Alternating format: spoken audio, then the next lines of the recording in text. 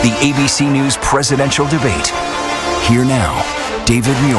Premier débat cette nuit entre Kamala Harris et Donald Trump, festival d'invectives et de politique fiction.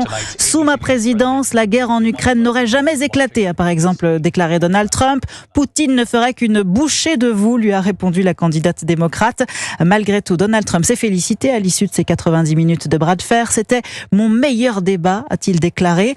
Anne Toulouse, vous êtes l'une des correspondantes d'Europe 1 aux États-Unis. Après le désastre du débat de juin dernier qui avait mis fin à la campagne de Joe Biden, Kamala Harris a-t-elle fait mieux cette nuit ? Kamala Harris a fait ce que Joe Biden n'avait pas fait, qui a été de pilonner Donald Trump et de le mettre en colère. Il a mordu à chaque hameçon et au lieu d'argumenter sur le fond et l'essentiel, il est parti dans des digressions ridicules, comme par exemple des rumeurs sur des immigrants illégaux mangeant les chiens et les chats. En bref, il a fait exactement ce que sa campagne craignait, alors que Kamala Harris a suivi la stratégie définie par la sienne au point d'avoir l'air parfois de réciter un texte appris par cœur.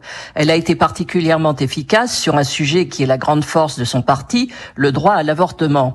En revanche, et en grande partie grâce à Donald Trump, elle a échappé au principal écueil de son argumentation, qui était de définir son positionnement par rapport à la politique économique de Joe Biden. La substance a souvent été éclipsée par des récriminations et des attaques personnelles qui ont donné un lourd climat d'agressivité. Le signe que Kamala Harris en est sortie en position de force et qu'elle a immédiatement appelé à une seconde rencontre. Anne